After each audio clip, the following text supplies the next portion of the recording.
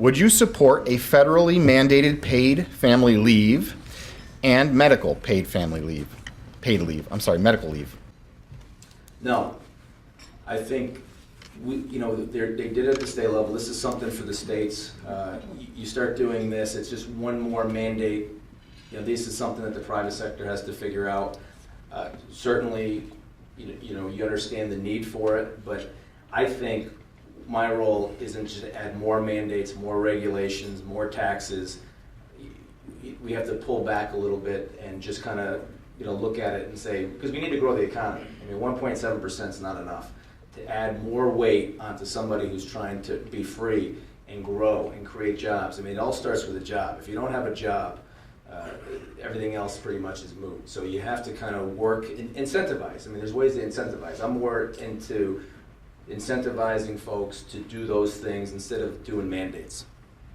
I do support it, but if it's done in a responsible way in terms of the budget. What I mean is there are about 170 countries around the world right now that have some sort of paid family leave plan. We're one of the few countries on earth that does not.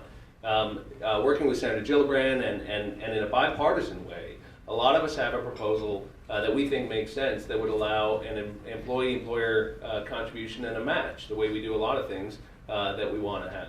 That shares the cost and it keeps it affordable. I do think that in our country today, I talk to a lot of moms and dads that are taking care of an older parent.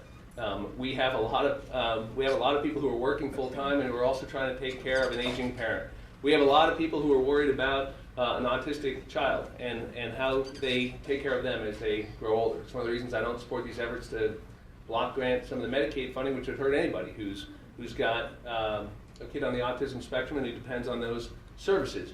And we have an economy now where we have fewer households being created and a shared economy in many ways because kids with too much student loan debt are living at home with their folks. And so having the ability to care for people who are living in your world or in your home is more important than ever. And I think we need to support families. I think we need to support moms who are working, who are still bearing a lot of the child care responsibilities.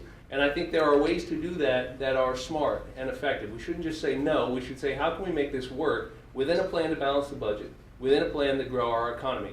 And that's what I support. And I do think, because I touched on it, we haven't touched on it yet, it is so important that we get college tuition rates under control, and it's so important that we get college debt under control. There are so many kids in this part of the world who are saddled with debt.